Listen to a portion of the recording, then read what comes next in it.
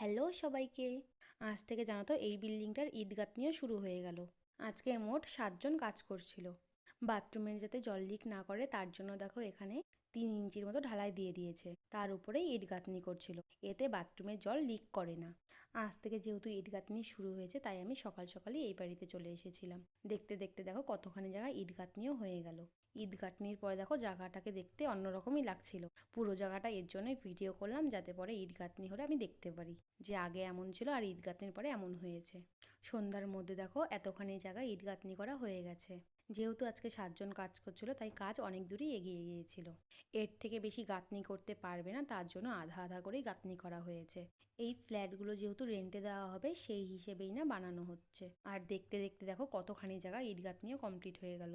যদি তোমাদের আমার ভিডিও ভালো লেগে থাকে তাহলে আমার চ্যানেলটাকে সাবস্ক্রাইব করে দিও।